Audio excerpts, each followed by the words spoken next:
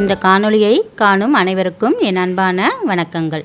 இந்த நாள் இனிய நாளாக அமைய எனது வாழ்த்துக்கள். இன்றைக்கி நாம் கோயிலில் செய்கிற புளியோதரை மாதிரி தான் புளியோதரை செய்ய போகிறோம். எப்படி செய்யறதுன்னு பார்க்கலாம் வாங்க. புளியோதரை செய்யறதுக்கு 2 அழாக்கு அரிசி எடுத்து கொஞ்சம் நெட்டாக வேக வச்சு எடுத்து வச்சுருக்கேன். சாதம் வடிச்சிட்டு அதை உடனே ஒரு தட்டில் மாற்றி நல்லா கிளறி விட்டுருக்கேன். அதில் 1/2 டீஸ்பூன் உப்பு போட்டிருக்கேன். நல்லெண்ணெய் ஒரு 1/2 கரண்டி ஊற்றி கொஞ்சம் நல்லா கிளறி எடுத்து ஃபேன் காற்றுல ஆற வச்சுருக்கேன். இது ஆறட்டும், அதுக்குள்ளே நம்ம புளிக்குழம்பு செய்துக்கலாம். இந்த புளியோதரை செய்யறதுக்கு நம்ம ஒரு பொடி ரெடி பண்ண போகிறோம். அதுக்கு எள்ளு 2 டீஸ்பூன் எடுத்திருக்கேன், மிளகு 1/2 டீஸ்பூன், வெந்தயம் 1/4 டீஸ்பூன், பெருங்காயம் ஒரு துண்டு எடுத்து வச்சுருக்கேன், கடலைப்பருப்பு 2 டீஸ்பூன், உளுத்தம்பருப்பு 3 டீஸ்பூன், தனியா 3 டீஸ்பூன் எடுத்திருக்கேன், காஞ்ச மிளகா ஒரு 10 நம்பர் எடுத்திருக்கேன், கறிவேப்பிலை கொஞ்சம் எடுத்திருக்கேன். இப்போ ஒரு வாணலி அடுப்பில் வச்சு முதல்ல எள்ளை வறுத்து எடுத்துக்கலாம்.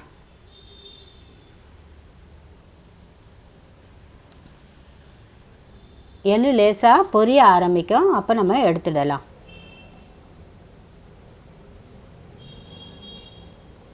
இப்போ எடுத்தாச்சு. எண்ணெய் சும்மா ஒரு 1/2 டீஸ்பூன் அளவுக்கு விட்டுக்கலாம்.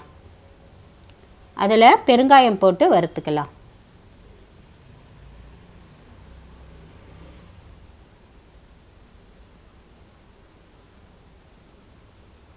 பெருங்காயம் பொரிஞ்சதும் கடலைப்பருப்பு உளுத்தம்பருப்பு போட்டு வறுத்துக்கலாம்.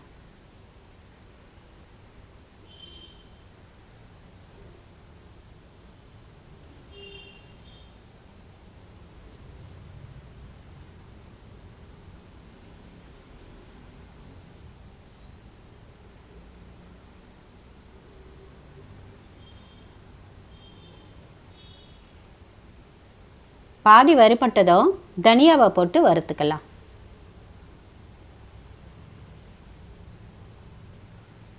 தனியா நல்லா வாசம் வரும். அதுக்குள்ளே அந்த கடலைப்பருப்பு உளுத்தம்பருப்பும் கொஞ்சம் நல்லா கோல்டன் கலர் வரா மாதிரி வந்துடும் சேர்த்து வறுக்கும்போது. இப்போ வெந்தயம் மிளகும் போட்டுக்கலாம்.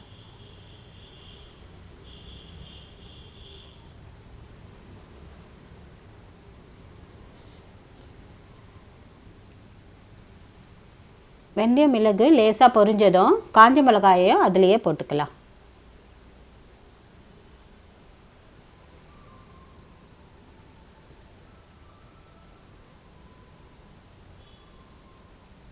இப்போ எல்லாமே ஓரளவுக்கு பொரிஞ்சு நல்லா வாசம் வருது. இப்போ நம்ம கறிவேப்பிலை அலசி எடுத்து வச்சுருந்தோம், அதையும் இதில் போட்டுக்கலாம். இந்தளவு வறுபடும் போது நம்ம அடுப்பை நிறுத்திடலாம். சூடு ஆறட்டும், நம்ம மிக்சியில் போட்டு அரைச்சிக்கலாம்.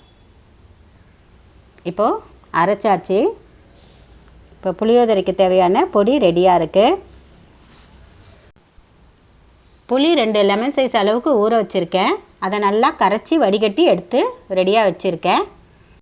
குழம்பு தாளிக்கிறதுக்காக 3 காஞ்ச மிளகா கிள்ளி வச்சுருக்கேன், முந்திரி கொஞ்சம் எடுத்து வச்சுருக்கேன், வேர்க்கடலை 2 டீஸ்பூன் அளவுக்கும், கடலைப்பருப்பு 1 டீஸ்பூன், உளுத்தம்பருப்பு 2 டீஸ்பூன் அளவுக்கு எடுத்து வச்சுருக்கேன், கறிவேப்பிலை கொஞ்சம் எடுத்து வச்சுருக்கேன். இப்போ நம்ம ஒரு வாணலி அடுப்பில் வச்சுக்கலாம். நல்லெண்ணெய் கொஞ்சம் ஊற்றிக்கலாம். நல்லெண்ணெய் ஒரு 1/2 கரண்டி அளவுக்கு ஊற்றிருக்கேன், மீதி கல்லெண்ணெய் ஊற்றிக்கிறேன். 2 கரண்டி கல்லெண்ணெய் ஊற்றிக்கிறேன். பெருங்காயத்துண்டு இதில் ஒரு துண்டு போட்டுக்கலாம்.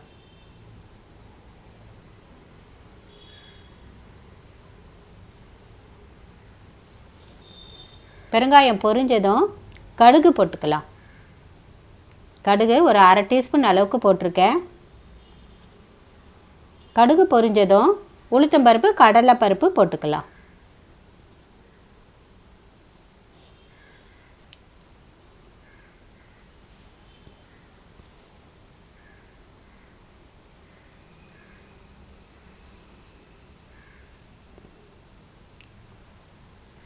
பருப்பு லேசாக கலர் மாறினதும் நம்ம வேர்க்கடலையை போட்டுக்கலாம். இது பச்சை வேர்க்கடலை தான், அதனால் கொஞ்சம் முன்னாடியே தான் போட்டுக்கிறேன். இது எண்ணெயிலேயே நல்லா வறுபட்டுடும். வறுத்த வேர்க்கடலையாக இருந்தால் இன்னும் கொஞ்சம் நேரம் பொறுத்து போட்டுக்கலாம். போட்டுட்டு காஞ்ச மிளகாயும் இதில் போட்டுக்கலாம். காஞ்ச மிளகாய் லேசாக செவந்ததும் கறிவேப்பிலை போட்டுக்கலாம்.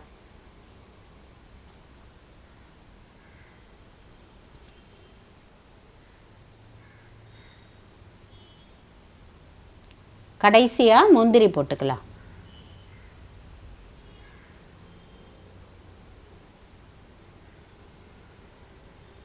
முந்திரி லேசாக கலர் மாறட்டும். லேசாக மாறும்போதே நம்ம மஞ்சள் தூள் போட்டுக்கலாம். மஞ்சள் தூள் ஒரு 1/2 டீஸ்பூன் அளவுக்கு போட்டுக்கிறேன்.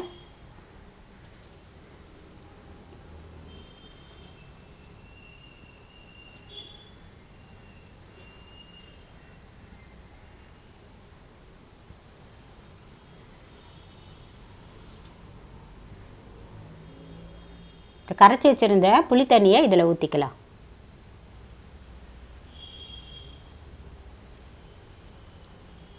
புளி கரைச்சி வடிகட்டியில் நல்லா வடிகட்டி எடுத்துக்கலாம். அப்போ தான் அந்த சின்ன சின்ன மண் அந்த திப்பிலாம் இருக்கும், அதெல்லாம் கரெக்டாக வந்துடும் எல்லாமே.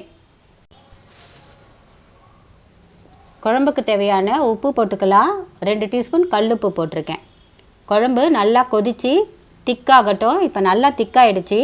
இப்போ நம்ம வறுத்து வச்சுருந்த அந்த அரைச்சி வச்சுருந்த பொடியை இதில் பாதி அளவுக்கு போட்டுக்கலாம். இப்போது குழம்பு ரெடி ஆகிடுச்சு. அடுப்பை நிறுத்தியாச்சு. இப்போ நம்ம சாதம் ஆற வச்சுருந்தோம் இல்லையா, அதில் அந்த குழம்பை ஊற்றி கிளறலாம்.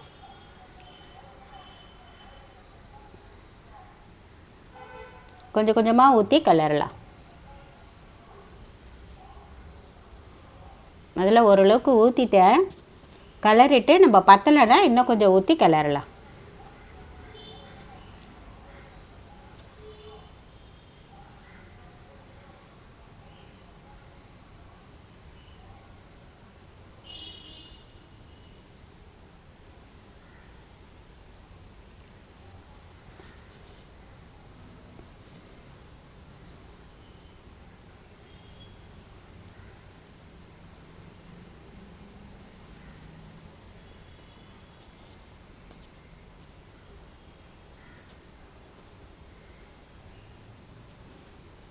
வறுத்த பொடியையும் கொஞ்சம் இதில் சேர்த்துக்கலாம். நம்ம குழம்புல ஏற்கனவே போட்டிருக்கோம், இருந்தாலும் நம்ம ட்ரையாக இருக்க பொடியையும் இதில் கொஞ்சம் போட்டு நல்லா கிளறி டேஸ்ட் பார்த்து நம்ம உப்பு வேணும்னா இதிலே கொஞ்சம் போட்டுக்கலாம்.